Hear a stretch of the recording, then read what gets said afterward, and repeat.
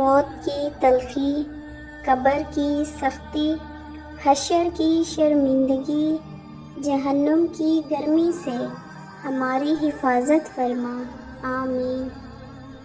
اپنے رب کو یہ نہ بتاؤ کہ تمہاری مشکل کتنی بڑی ہے، بلکہ اپنی مشکل کو یہ بتاؤ کہ تمہارا اللہ کتنا بڑا ہے۔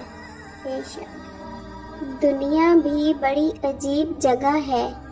جب چلنا نہیں سیکھا تھا تو کوئی گرنے نہیں دیتا تھا، اور جب سے چلنا سیکھا ہے تو قدم قدم پر لوگ گرانا چاہتے ہیں۔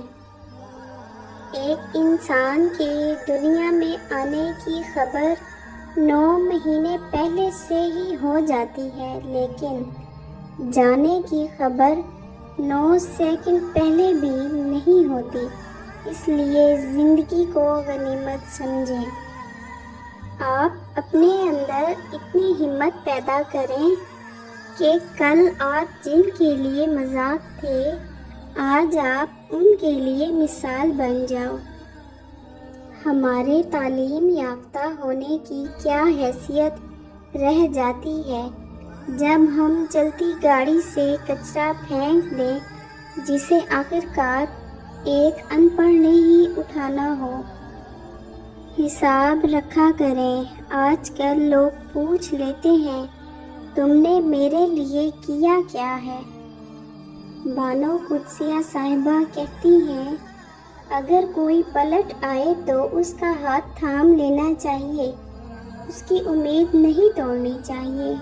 کسی کی امید قائم رکھنا اللہ کی صفت ہے، اللہ بھی تو یہی کرتا ہے۔ مولانا رومی رحمۃ اللہ علیہ فرماتے ہیں کسی بھی چیز سے پریشان ہونے کی ضرورت نہیں ہے اے انسان، نہ تو یہ درد ہمیشہ رہنے والا ہے اور نہ ہی یہ زندگی۔ کمال کا شکوہ کیا آج مسجد میں خدا نے، مانگنے ہی آتے ہو، کبھی ملنے بھی آیا کرو۔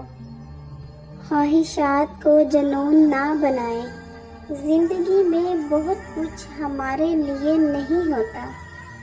یقین رکھو اپنے رب پر، وہ تمہیں ویران کنویں سے نکال کر سلطنت کا بادشاہ بنانے پر قادر ہے۔ سبحان اللہ۔ رسول اللہ صلی اللہ علیہ وآلہ وسلم نے فرمایا جب تم کسی مریض یا میت کے پاس جاؤ تو اچھی بات کہو، کیونکہ تم جو بات کرتے ہو فرشتے اس پر آمین کہتے ہیں۔ کسی کی میٹھی باتوں کا مطلب ہرگز یہ نہیں کہ آپ اس کے لیے خاص ہوں گے۔ بعض اوقات کبوتر کو کھلانے کے لیے نہیں بلکہ پکڑنے کے لیے بھی دانہ ڈالا جاتا ہے۔ 90% عورتیں اور مرد والدین سے دعا نہیں لے سکتے، مگر ہر پیر فقیر سے دعا کرواتے پھرتے ہیں۔ والدین سے بڑا پیر کوئی نہیں۔ گھمنڈ نہ کرنا، زندگی میں تقدیر بدلتی رہتی ہے، شیشہ وہی رہتا ہے، بس تصویر بدلتی رہتی ہے۔